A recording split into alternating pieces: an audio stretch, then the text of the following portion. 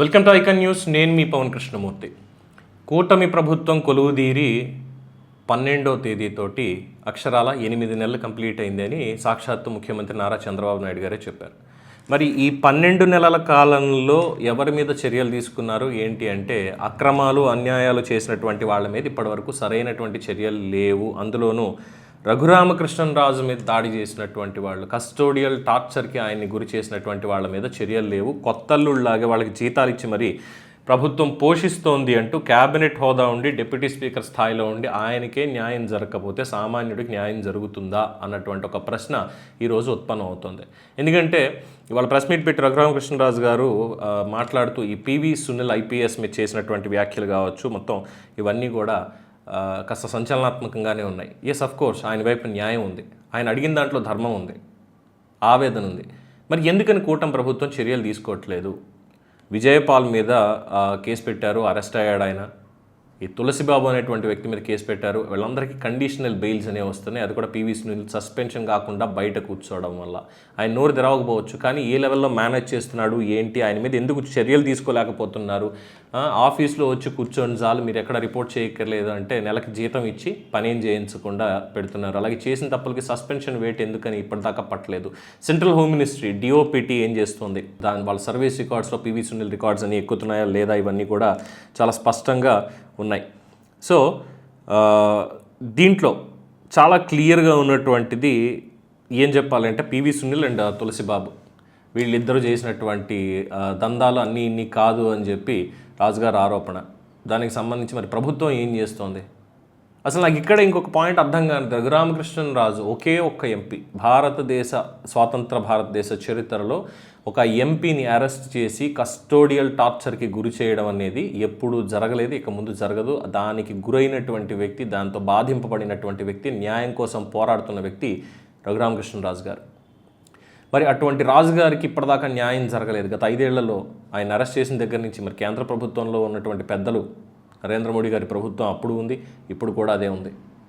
మరి ఎందుకని చర్యలు తీసుకోలేకపోయారు ఐపీఎస్ పివి సునీల్ మీద? జాతి వ్యతిరేక వ్యాఖ్యలు అంటే దేశ వ్యతిరేక వ్యాఖ్యలు కూడా ఆయన చేశాడు. మరి ఎందుకని చర్యలు తీసుకోలేదు? అంటే అంబేద్కర్ అన్నటువంటి ఒక పేరుని ముందు పెట్టేసుకుంటే వీళ్ళందరికీ కూడా దాన్ని ఏమంటాం, క్షమాభిక్ష కానీ ఇది వచ్చేస్తుందా? ఒక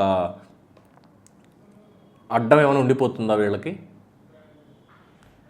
ఎందుకు ఈ బెనిఫిట్స్ అన్నీ కూడా వీళ్ళకి ఎందుకని చెప్పి ఈ రకమైనటువంటి ఇవన్నీ కూడా వాళ్ళకు ఉన్నాయనేదే చాలా మెయిన్గా ఆలోచించవలసినటువంటి అంశం. సో పివి సునీల్ కావచ్చు, తులసిబాబు కావచ్చు, లేదంటే విజయపాల్ కావచ్చు, అలాగే డాక్టర్ ప్రభావతి కావచ్చు, వీళ్ళందరూ కూడా కుట్రపూరితంగా రఘురామకృష్ణరాజు కస్టోడియల్ కేసులో ఏ తప్పులు చేశారు, ఎలా చేశారు అనేది చాలా స్పష్టం. మరి ఎందుకని చర్యలు ఇప్పటిదాకా వాళ్ళ మీద చర్యలు లేవు? ఏ ఎంపీ ఎప్పుడూ తన్నులు తినలా అలాగా చంపేద్దామని చూశారు.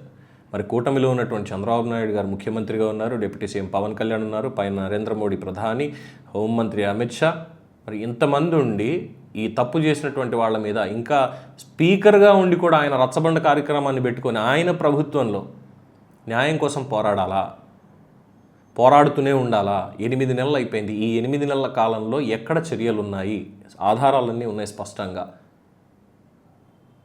ఆధారాలన్నీ ఉన్నాయి వాళ్ళకి ఉండి కూడా ఎందుకని చర్యలు తీసుకోవట్లేదు? ప్రతిరోజు అంటే ఒక డిప్యూటీ స్పీకర్గా శాసనసభని ఎలా నడిపించాలి, కొత్తగా వచ్చినటువంటి సభ్యులకి సభా నియమాలు ఎలాగా తెలియజేయాలి, ఈ అంశాల మీద ఆయన పనిచేసుకుంటూ, అలాగే ఒక ఉండి నియోజకవర్గం ఎమ్మెల్యేగా ఉన్నారు కాబట్టి ఆ నియోజకవర్గ అభివృద్ధికి సంబంధించి ఏ కార్యక్రమాలు చేయాలి, వీటి మీద ఆయన బిజీ ఉండాలి. కానీ ఈ రోజుకి పరిస్థితి ఏంటంటే, ఒక పక్కన అవి సమర్థవంతంగా నెరవేరుస్తూనే దీని మీద కూడా ఆయన పోరాడాల్సి వస్తుంది. ఆయన ఆఫ్టర్ ఆల్ ఒక ఎమ్మెల్యే కాదు కదా, ఇప్పుడు మనకి డిప్యూటీ స్పీకర్గా ఉన్నారు, క్యాబినెట్ ర్యాంక్ ఉంది ఆయనకి, ప్రభుత్వంలో భాగంగా ఉన్నారు. మరి అటువంటి వ్యక్తికి న్యాయం చేస్తేనే కదా రేపన్న రోజు సామాన్యుడు కూడా కూటమి ప్రభుత్వం తప్పు చేసిన వాళ్ళని వదిలిపెట్టదు, ఇంత పక్కా ఆధారాలు ఉన్నప్పటికీ కూడా వదిలిపెట్టదు అన్నటువంటి ఒక భరోసా వచ్చేది. అందుకే ఇప్పుడు ట్రోలింగ్ నడుస్తుంది కూటమి ప్రభుత్వం మీద కూడా. వాస్తవాలు తెలుసుకోవాలి వాళ్ళు కూడా. నారా లోకేష్ రెడ్ బుక్ అనో ఇంకోటనో వీటి గురించి నవ్వుకుంటున్నారు జనం. ఎందుకే శిక్షలు వేయినప్పుడు వాళ్ళకి చర్యలు తీసుకున్నప్పుడు ఎందుకని మీరు అలా హామీలు ఇవ్వాలి, రెడ్ బుక్లని ఎందుకని చెప్పి పెట్టాలి? కార్యకర్తలే అంటున్నారు. సో రఘురామకృష్ణరాజు గారి పోరాటం మరి ఇంకా ఇలాగే కొనసాగుతుందా? ఎక్కడ దీనికి తుది అంకం అనేది వేచి చూడాల్సిందే. మరి మీరేమనుకుంటున్నారు? రఘురామకృష్ణరాజు గారు చేస్తున్నటువంటి వ్యాఖ్యలు, ఆయన పెడుతున్నటువంటి ప్రెస్ మీట్లు, ముఖ్యంగా ఆయన కస్టోడియల్ టార్చర్ కేసు మీదే, ఆయన వేరే ఏ సబ్జెక్ట్ని కూడా ఆయన టచ్ చేయట్లేదు, కేవలం దాని మీదే ఆయన మాట్లాడుతున్నారు. అది కూడా చాలా క్రిటికల్ పాయింట్స్ ఏవైతే ఉన్నాయో, కీలకంగా ఉన్నటువంటివి, వాటి గురించి ఆయన స్పెసిఫిక్గా మెన్షన్ చేస్తున్నారు. మరి ఇవి చూసిన తర్వాత అయినా ఆయనకి న్యాయం జరుగుతుంది అని మీరు అనుకుంటున్నారా?